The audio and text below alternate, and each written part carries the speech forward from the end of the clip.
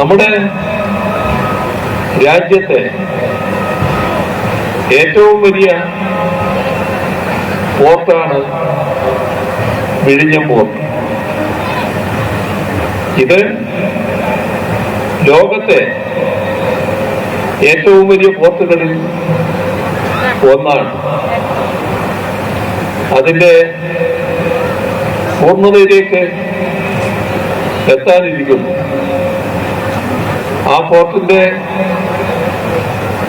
ഔപചാരികമായ ഉദ്ഘാടനം നിർവഹിക്കാനുള്ള തീയതി അടുത്തു വരികയാണ്. അത്തരമൊരു പോർട്ടിന് സ്വാഭാവികമായും നല്ല തോതിലുള്ള പിന്തുണ കേന്ദ്ര ഗവൺമെന്റിന് ലഭ്യമാകണം. അത് കേന്ദ്രത്തോട് ആവശ്യപ്പെട്ടതാണ്. കയറ്റുമതി രംഗത്ത് വലിയ പ്രോത്സാഹനം തങ്ങൾ അംഗീകരിക്കുന്ന നയമാണ് എന്ന് കേന്ദ്ര ഗവൺമെന്റ് പറയുന്നുണ്ട്. പക്ഷേ വിഴിഞ്ഞം പോർട്ടിന്റെ കാര്യത്തിൽ ഒരു പൈ സഹായമായി അനുവദിക്കാൻ തയ്യാറായിട്ടുണ്ട്. ഇതൊക്കെ നമ്മുടെ നാടിനോട് കാണിക്കുന്ന ഏറ്റവും കടുത്ത അവഗണനയുടെ ഭാഗമാണ്. വിഴിഞ്ഞം പോർട്ട് എന്ന് പറയുന്നത് രാജ്യത്തിന് വലിയ വരുമാനം ഉണ്ടാക്കുന്ന ഒരു പോർട്ടാണ്. അങ്ങനെയാണിത് മാറാൻ പോകുന്നത്. രാജ്യത്തിലെ ഏറ്റവും വലിയ പോർട്ട്, അതിന്റെ ഭാഗമായുള്ള വലിയ വരുമാനം കേന്ദ്ര ഗവൺമെന്റിന് ലഭിക്കാൻ പോകുന്നൊരു പോർട്ട്. സ്വാഭാവികമായി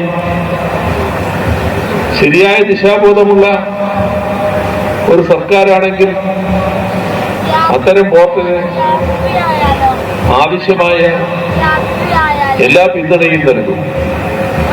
പക്ഷേ കേന്ദ്ര ഗവൺമെന്റ് തീർത്തും അവഗണിച്ചിരിക്കുന്നു.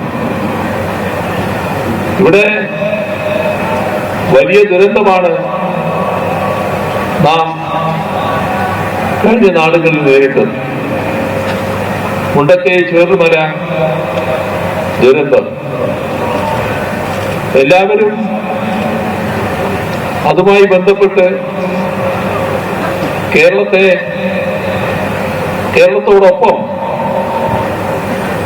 നിൽക്കാൻ തയ്യാറായി. ആ നാളുകളിൽ പ്രധാനമന്ത്രിയും എത്തി. എല്ലാവരുമായും കാണുകയും ദുരന്ത സ്ഥലങ്ങൾ സന്ദർശിക്കുകയും ഒക്കെ ചെയ്തു. പക്ഷേ ദുരന്ത കാര്യത്തിന് ലഭിക്കേണ്ട സഹായം നമുക്ക് ലഭിച്ചില്ല. കടുത്ത അവഗണന ആ കാര്യത്തിലുണ്ടായി.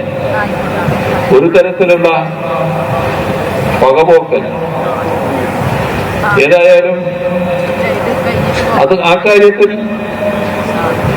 കൂടുതൽ സഹായം വേണമെന്നുള്ളത് നിരന്തരമായി സംസ്ഥാന സർക്കാർ കേന്ദ്ര ഗവൺമെന്റിനോട് ആവശ്യപ്പെട്ടുകൊണ്ടേയിരുന്നു.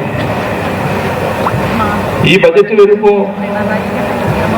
അതുമായി ബന്ധപ്പെട്ട് ഒരു പാക്കേജ് വേണമെന്നുള്ള കാര്യം സ്വാഭാവികമായും കേന്ദ്രത്തോട് അഭ്യർത്ഥിച്ചു.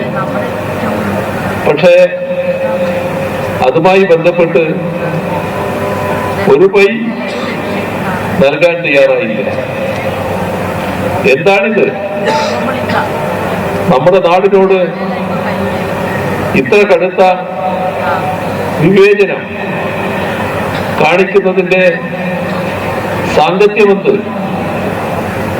ഈ നാടിനെ മുന്നോട്ടു പോകാൻ സഹായം നൽകേണ്ട, പിന്തുണ നൽകേണ്ട കേന്ദ്ര ഗവൺമെന്റ് പൂർണ്ണമായും അതിൽ നിന്ന് മാറി നിൽക്കുന്ന കാഴ്ചയാണ് നമുക്ക് കാണാൻ സാധിക്കുന്നത്. ഈ കാര്യത്തിൽ ശക്തമായ പ്രതിഷേധം ഉയർന്നു വരേണ്ടതായിട്ടുണ്ട്. എന്തും കേരളത്തോടാകാം എന്ന നിലയാണ് സ്വീകരിക്കുന്നത്.